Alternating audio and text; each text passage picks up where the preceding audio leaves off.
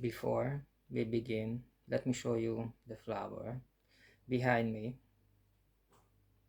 Let me move the camera so it's gonna be like a centerpiece. The others told me that I should show it to you because not my mother, not my grandma, the great grandma in her village, it was a typical flower arrangement front of the village house.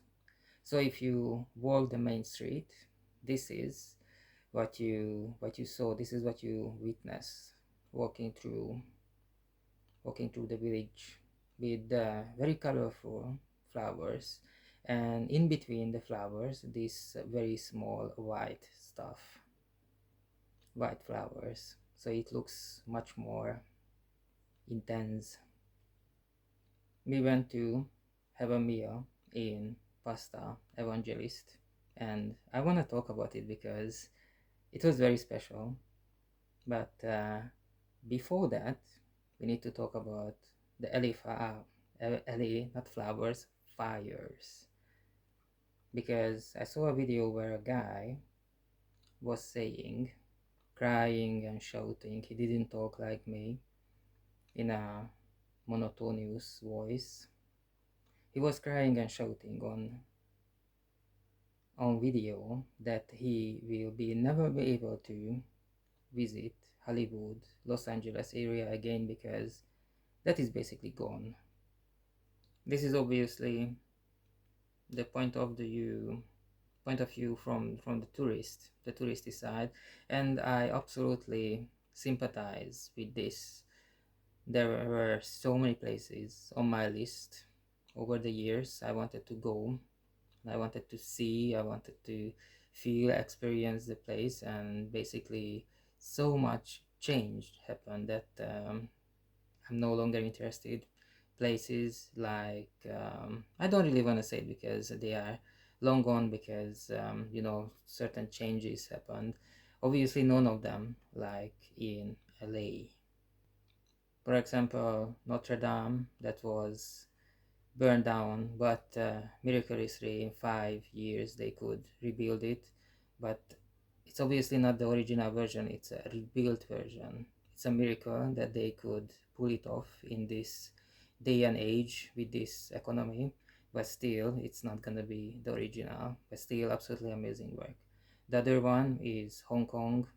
I was super interested in Hong Kong because somehow all the people who were like heroes to me as a child, they were either from Hong Kong or they spent a significant time of their life in Hong Kong before moving to Hollywood.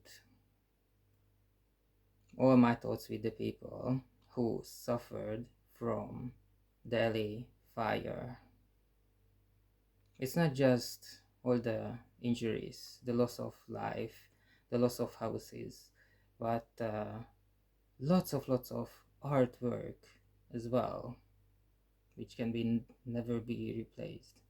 I've been to the USA many times, and for some reason we never got to see LA, Los Angeles.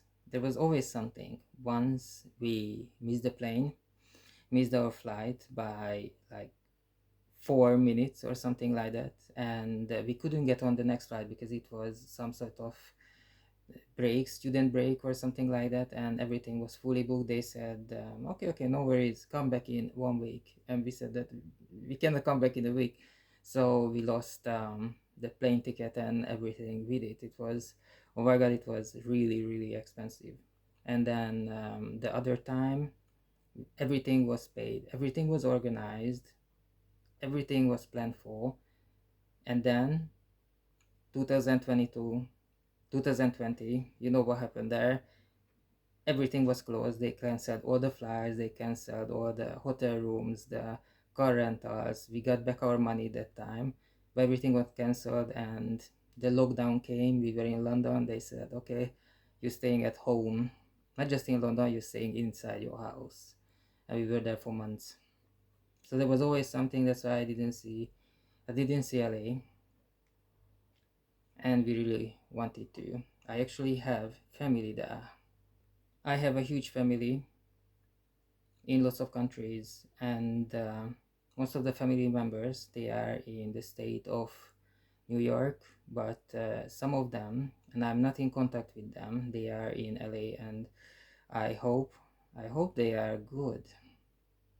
So we were having the conversation about the LA fires when we were going to the Pasta Evangelist, and a couple of weeks ago I had my graduation ceremony.